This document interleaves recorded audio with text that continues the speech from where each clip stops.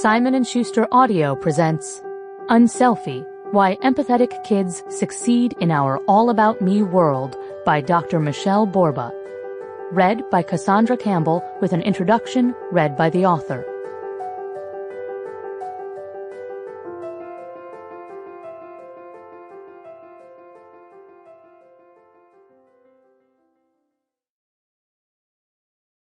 More than a decade ago, a dad came up to me after a speech I gave on empathy and thanked me.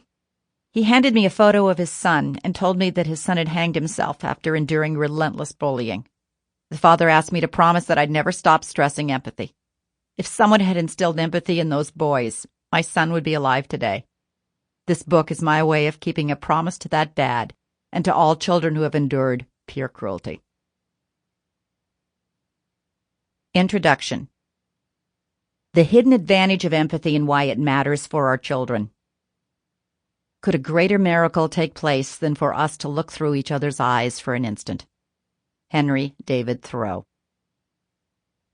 In the early 1990s, a distinguished journalist named John Wallach started a summer camp in Otisville, Maine, called the Seeds of Peace International Camp.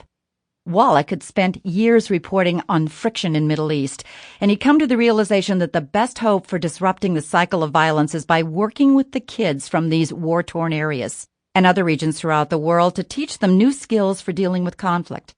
By reaching kids early and teaching them skills like collaborating, communicating, and peacemaking, Wallach believed he could change the tenor of the international conversation for the better.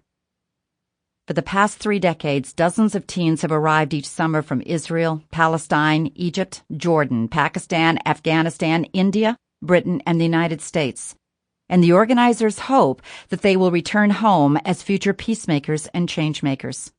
Wallach's idea was considered idealistic or impossible by most.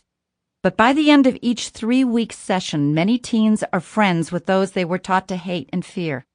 University of Chicago researchers surveyed hundreds of campers' attitudes immediately prior to and following their experience, and again 9 months after returning home. They found that a significant portion of both Israeli and Palestinian teens feel more positive, closer to, and trusting of the other, not only as they leave camp, but even a year after their experience. And what's more, many are committed to working for peace. Wallach's dream is succeeding, and it's because the approach is based on empathy. I visited the camp in Maine, and I interviewed teens from different delegations, spoke to advisors, and closely observed, and everything I saw. Sample complete. Ready to continue?